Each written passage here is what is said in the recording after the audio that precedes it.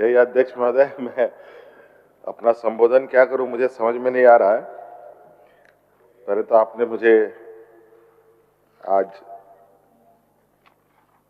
सरकार के तरफ से जवाब देने के लिए और सदन के समक्ष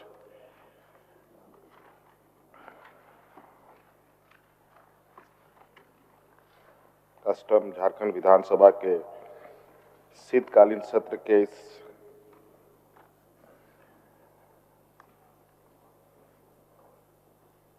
अनुपूरक बजट के साथ साथ विभिन्न विषयों पर संपूर्ण बातें कहने के लिए मुझे कहा, इसके लिए आपका मैं बहुत बहुत आभार प्रकट करता हूं।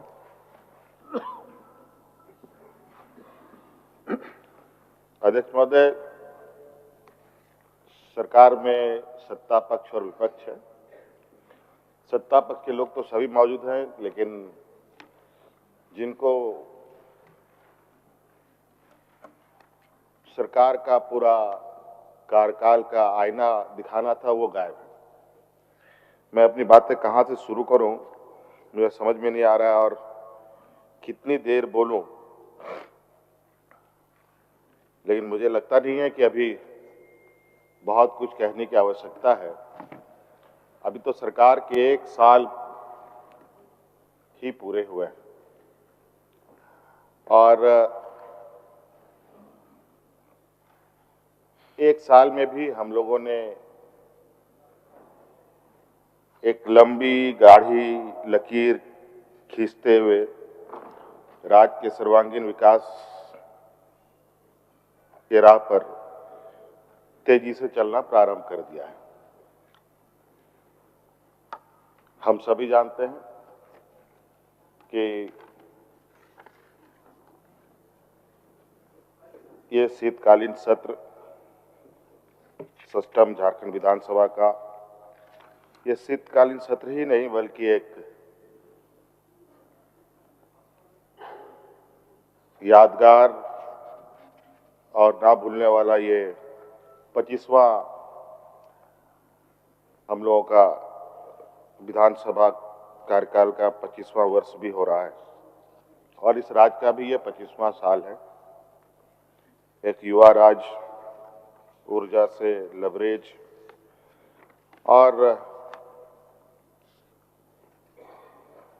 अपनी जिम्मेवारियों के साथ, अपनी भावना के साथ, झारखंड की कला, संस्कृति, सभ्यता के साथ आगे बढ़ने को तत्पर है।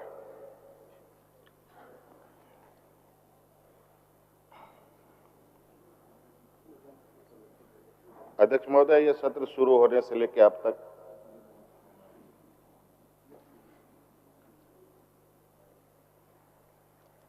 मुझे ऐसा लगा कि विपक्ष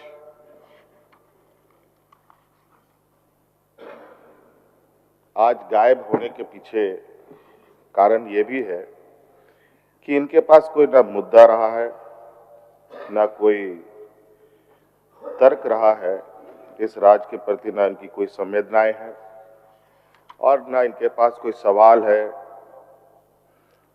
और ऐसे सवालों के साथ सरकार को घेरने का प्रयास हुआ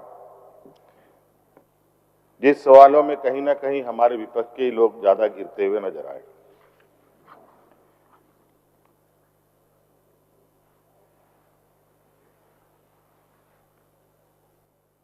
पहले तो इन लोगों ने छात्रवृत्ति का मुद्दा उठाया कि यहाँ के छात्रों को छात्रवृत्ति मिलना चाहिए, लेकिन इस विषय पर भी हमारे पूर्व मंत्री परिषद के सदस्य ने बहुत स्पष्ट रूप से कह दिया कि किस तरीके से केंद्र और राज्य सरकार का एक जो सौतेला व्यवहार है वो पूरी तरीके से परिलक्षित हो रहा है कि गैर केंद्र शासित राज्यों के साथ कैसी व्यवहार हो रहे हैं। ये कोई पहली बात नहीं है, नई बात भी नहीं है। इससे पहले से भी हम लोग इस बात को अनुभव कर रहे हैं। इसलिए विपक्ष को बिल्कुल कोई भी सवाल उठाने से पहले मुझे लगता है पहले इनको अपने गिरेबान में झांकना चाहिए और अपने कथाकथित जो इनके आला नेता हैं उनके साथ विचार विमर्श करना चाहिए। उसके बाद सवाल वो करे तो कोई समझ में भी आता है। अध्यक्ष महोदय, आज राज्य के होनहार बच्चों के लिए, हमारी आने वाली पीढ़ी के लिए सरकार दिन रात मेहनत कर रही है। ना हम उनके हक अधिकार को छीनने में, ना उनको शिक्षा से वंचित करने में हम लोगों का ना कभी कोई विचार रहा, ना कोई ऐसी कार्य योजना रही है। बल्कि इनके कार्यकाल में आप देखेंगे तो इन लोगों ने कई एक स्कूलों को भी बंद किया, कई एक बजटों में इन लोगों ने कटौती करी। केंद्र सरकार द्वारा जहां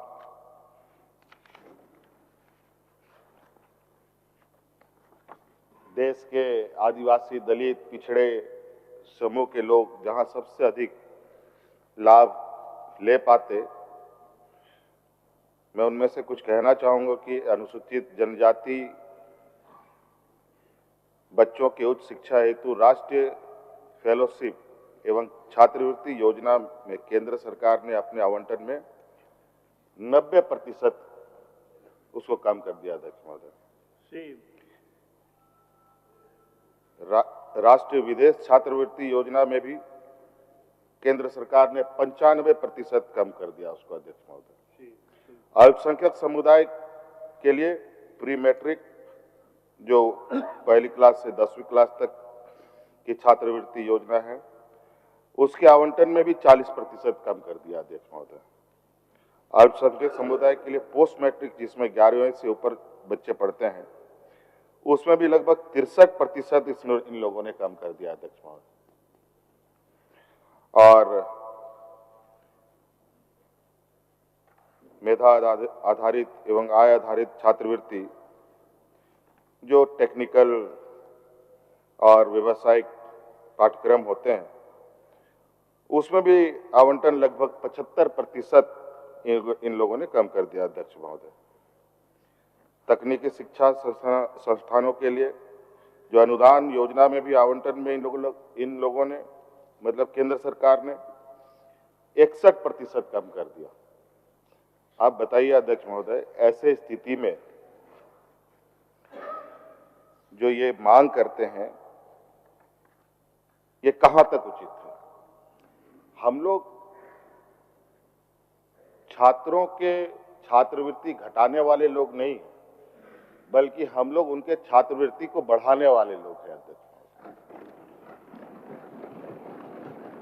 आप देख रहे हैं फॉरेन स्कॉलरशिप झारखंड सरकार की तरफ से चलता है। आप देख रहे हैं अध्यक्ष महोदय, गुरुजी क्रेडिट कार्ड के माध्यम से 15 लाख रुपए तक का बैंकों से आर्थिक सहायता मात्र 4% के इंटरेस्ट में उनको उपलब्ध कराया जा रहा है। अध्यक्ष महोदय, और सावित्रीबाई फूले जैसे महत्वाकांक्षी योजना सरकार चला रही है। अध्यक्ष महोदय, कई ऐसे स्कूल, और स्कूलों में भी अध्यक्ष महोदय हम लोग प्राइवेट स्कूलों के तर्ज पर स्कूल खड़ा कर रहे हैं। अध्यक्ष महोदय, सीएम उत्कृष्ट विद्यालय प्रारंभ हुए। अध्यक्ष महोदय, कई पॉलिटेक्निक बने। अध्यक्ष महोदय, कई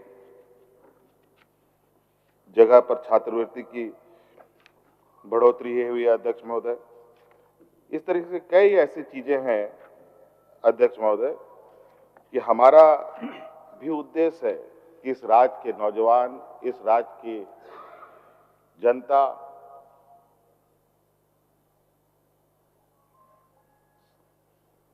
गांव से लेकर शहर तक शिक्षित हों, ताकि उस समाज में अपने आप को मजबूती से खड़ा कर सके और अपनी आने वाली पीढ़ी को बेहतर कर सके। अध्यक्ष महोदय,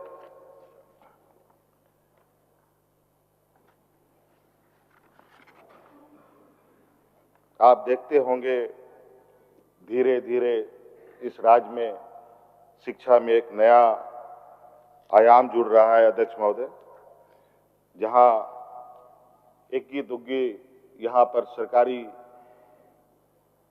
कॉलेजों के माध्यम से, यूनिवर्सिटीज के माध्यम से शिक्षा अपने बच्चे ग्रहण करते थे, वहीं आज प्रतिष्ठित बड़े बड़े यूनिवर्सिटीज यहाँ स्थापित हो रहे हैं और कई सारे यूनिवर्सिटी यहाँ आने की इच्छा में भी हैं। और मुझे लगता है जो हमने एक रोड मैप बनाया है अगले 25 साल का,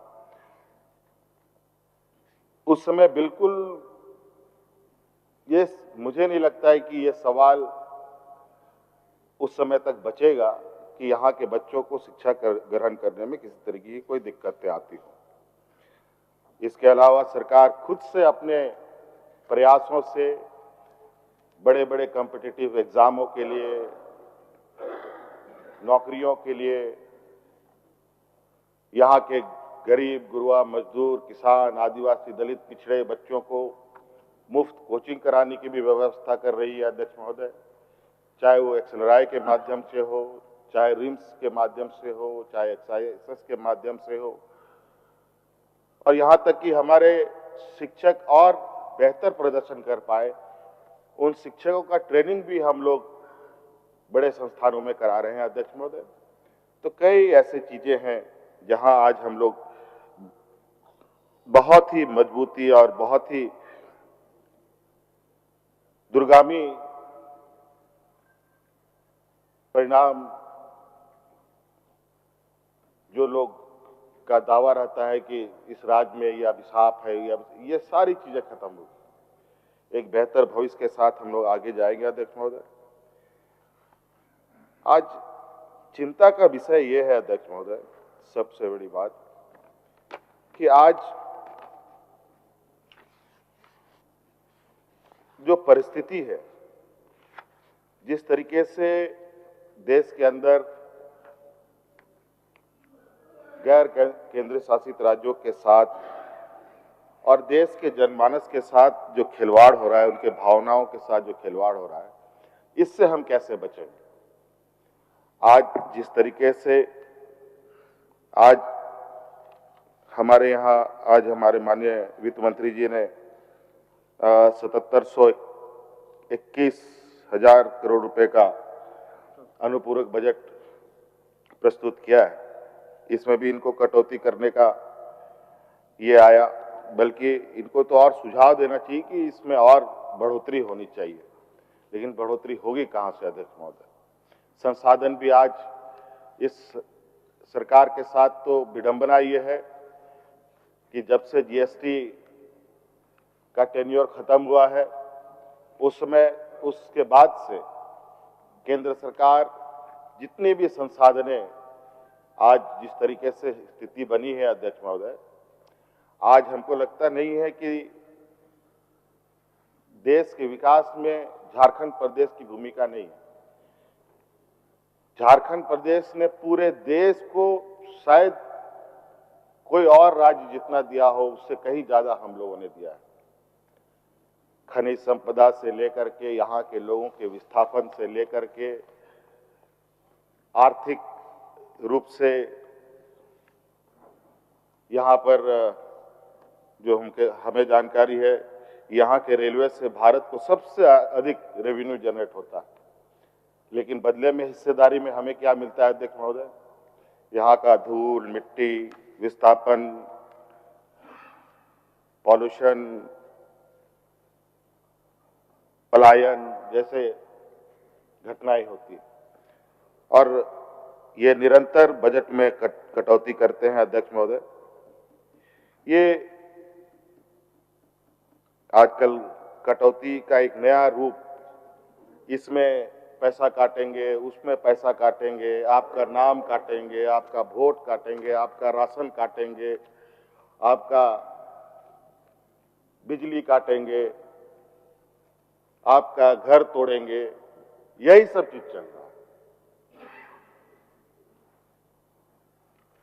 देश को अलग अलग तरीके से उलझा करके रखना। अभी कल परसों ही अभी सदन लोकसभा का चल रहा है, बहस क्या चीज पर हो रही है अध्यक्ष महोदय? राष्ट्रगान का, एक वंदे मातरम राष्ट्रगान। और अध्यक्ष महोदय, इस बहस से कितने लोगों की गरीबी खत्म हो गई? इस बात से कितने रोजगार सृजन हुए अध्यक्ष महोदय? ये लोग तो वो हैं अध्यक्ष महोदय जो गरीब बच्चे या कोई भी बच्चा हो उसके मुंह से उसका निवाला छीन करके पत्थरों को समर्पित कर दे। पत्थरों को दूध पिलाया गया ना अध्यक्ष महोदय देश में, उसमें 900 रुपए लीटर मिल रहा था दूध। सोचिए अध्यक्ष महोदय, कितने बच्चे भूखे मरे होंगे। और जब यहां इंडिगो जैसा एक घटना हुआ है जिसमें हजारों नहीं लाखों लोग प्रभावित हुए, वंदे भारत की चर्चा सदन में होती है। जब जब कोई घटना होता है उस घटना का चर्चा छोड़कर ऐसी चीजों पर ये लेके जाते हैं अध्यक्ष महोदय जहां लोग दिग्भ्रमित होकर विषय मुद्दे से भटक जाए। आज एसआरआई को लेकर के जिस तरीके से इनका निरंतर अलग अलग राज्यों में जा करके जहर उगलना, ये घुसपैठिए हैं, ये घुसपैठिए हैं। आखिर ये बॉर्डर का जिम्मा है किसका अध्यक्ष महोदय? बॉर्डर तो भारत सरकार के जिम्मे है। आज लोग आते हैं, पहचाने नहीं जाते हैं, और पहचाने भी जाते हैं तो क्या करते हैं इनका कोई इनका जवाब इस पे नहीं है। आज आप देख लीजिए, चांदनी चौक में इतना बड़ा बम ब्लास्ट हुआ अध्यक्ष महोदय, और कहा जा रहा है कि वहां पर क्या एक लिक्विड आता है जो जिससे हुआ था, एक लिक्विड आया था क्या जिससे बम बनता है, एक कोई केमिकल था, वो यहाँ पर 3-4 महीने पहले से खबर थी यहाँ पर इस तरह की स्टोरेज हो रहा है। तो भाई सूचना तंत्र आपको पता है कि इतना बड़ा स्टोरेज यहाँ इलीगल तरीके से हो रहा है, तो क्या ये चांदनी चौक की घटना का इंतजार हो रहा था उसको ना पकड़कर? कितने सारे मुद्दे हैं, और उस मुद्दा को छोड़कर अभी अध्यक्ष महोदय, शायद मैंने पहले भी कहा था कि देश की जो सुरक्षा बल है सबसे अधिक आज कहां है? आदिवासी इलाकों में, जंगलों में। क्यों? क्योंकि उन जंगलों को उजाड़ना है और व्यापारी मित्रों को उनको देना है। आज पूरे देश में अलग अलग जगहों से घटनाएं आ रही हैं अध्यक्ष महोदय, चाहे वो राजस्थान से हो, चाहे मध्य प्रदेश हो, चाहे छत्तीसगढ़ से हो, अलग अलग जगहों पर आदिवासी, दलित, पिछड़ा, जो गांव सुदूर ग्रामीण क्षेत्रों में रहने वाले लोग, जो जंगलों में रहने वाले लोग, उनको निरंतर उजाड़ने का नीति बनाया जा रहा है और लोग आक्रोशित हो रहे हैं। आज बॉर्डर पे कम और देश के अंदर में युद्ध चल रहा है। क्या देश सुरक्षित होगा अध्यक्ष महोदय? महंगाई को लेकर कोई चर्चा नहीं। आज महंगाई इस कदर बढ़ रही है कि कुछ भी चर्चा करो तो उसका कोई नतीजा नहीं निकलने वाला। आर्थिक रूप से देश की स्थिति यह हालत है कि आज गरीब गुरुआ तो जन्म ही लिया है इस तरीके से कि वो कभी इस बात को सोच भी नहीं सकता, लेकिन जो सोचने की क्षमता भी रखता है वो भी कल को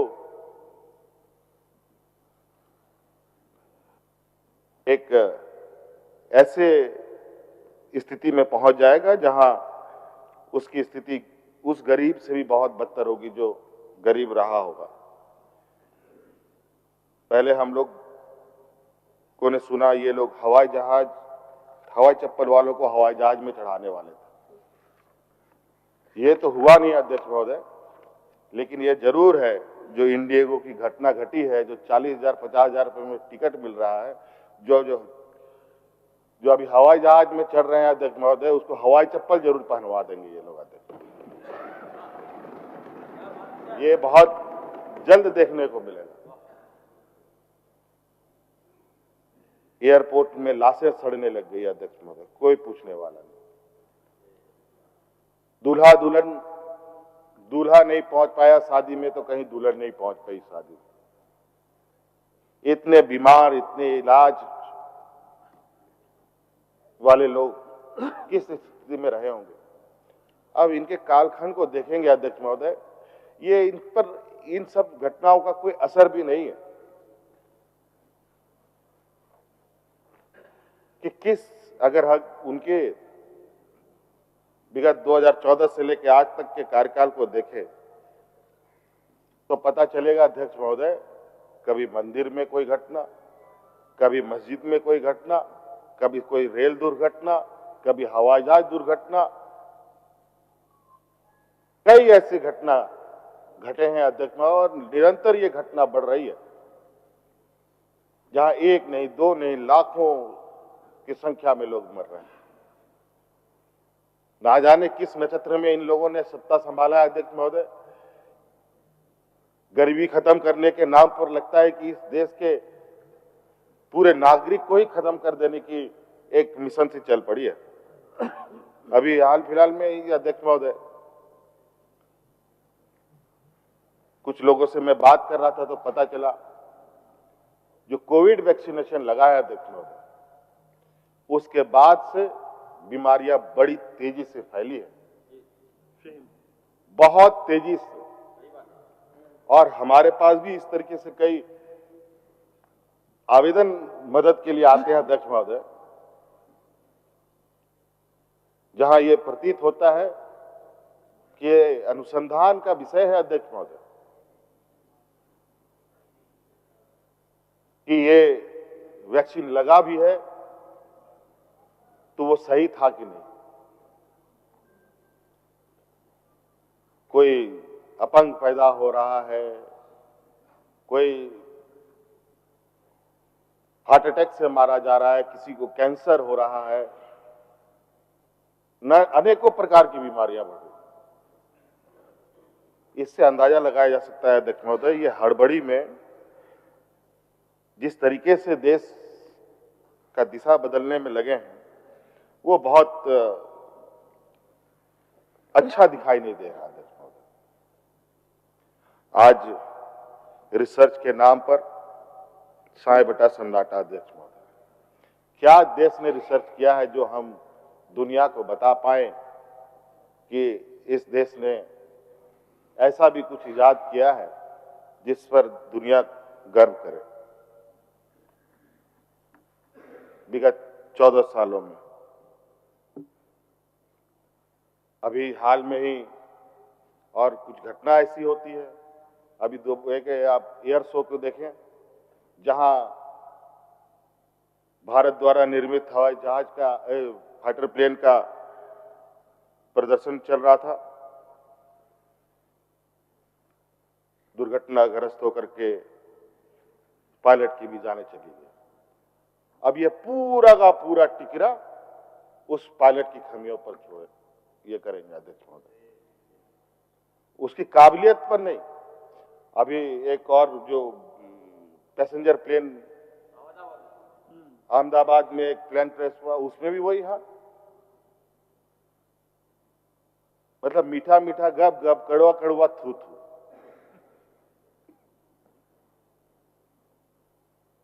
किसी आर्मी के रिटायर्ड चीफ का एक मैं सुन रहा था कि इस घटना का जिम्मेवार तो विशुद्ध रूप से बनाने वाली कंपनी का है, जो भारत में बनाती है।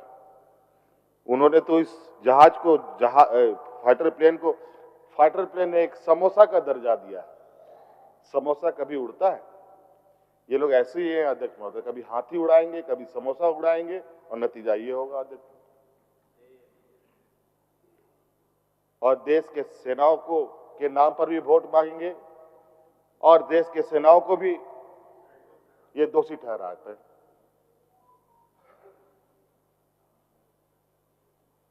अभी गोवा में इतना बड़ा घटना घटा, 13-14 लोग मारे गए। कोई मरा ऐसा नहीं है, कोई बाहर का, वहां जो मजदूर, जो काम करने वाले लोग थे, वो लोग मारे गए अध्यक्ष महोदय।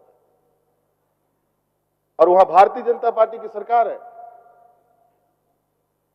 कभी चलता है कि लाइसेंस नहीं मिला, कभी बोलता है लाइसेंस मिला, और इसी बीच में जो लोग मालिक थे वो रफू चक्कर होकर विदेश की ओर रवानगी हो गए। और होने जाने वाला कुछ नहीं है अध्यक्ष महोदय, 2-4 दिन का अखबारों का खबर, उसके बाद ये गायब। क्योंकि अखबार, मीडिया की जो स्थिति है वो भी किसी से छुपी नहीं। हमारे यहां भी बहुत मीडिया बंधु लोग हैं जो हम लोगों से बहुत ज्यादा कुछ उनका लगाव है, और वो लगाव इस तरीके का है कि वो भी जानते हैं, हम भी जानते हैं। क्योंकि बौद्धिक लोग हैं ना अध्यक्ष महोदय, बौद्धिक लोगों से सकना साधारण आदमी के लिए बहुत आसान नहीं है। और जब तक आप उसके स्तर पे जाएंगे तब तक वो और इतना आगे जा चुका होगा कि बहुत ही मुश्किल है। अध्यक्ष महोदय, बातें बहुत है, इसीलिए आज जो भी हम लोगों ने अनुपूरक बजट लाया, ये व्यवस्था भी है अध्यक्ष महोदय, और ये आवश्यक भी है अध्यक्ष महोदय, क्योंकि सरकार नियम संगत कार्य करती है, सरकार संवैधानिक रूप से काम करती है, और सरकार की दायित्व होती है कि उन सभी चीजों को पटल के समक्ष रखकर सदन से सहमति लेकर ही आगे काम करे। इसलिए अध्यक्ष महोदय, आज का ये सत्र छोटा सत्र है, लेकिन ये हर छोटा चीज बड़ा हो सकता है अध्यक्ष महोदय, ये हम बड़ा कर सकते हैं। लेकिन हमारे विपक्षों का जो आचरण रहा है वो तो मतलब कैसे हम अखबारों में छपें और सदन को बाधित करें, यही देखने को मिला अध्यक्ष महोदय। सार्थक डिमांड होता, सवाल होते, तो सरकार बिल्कुल तैयार है अध्यक्ष महोदय उनके हर सवाल के माकूल जवाब देने के लिए, और बहुत संतुष्टि से दे सकती है सरकार अध्यक्ष महोदय। अब ये 25वां साल का ये झारखंड है अध्यक्ष महोदय, अब इसको ना कोई डरा सकता है, ना डिगा सकता है। ये अब आगे चलता जाएगा, आगे बढ़ता जाएगा। धन्यवाद। जोहार।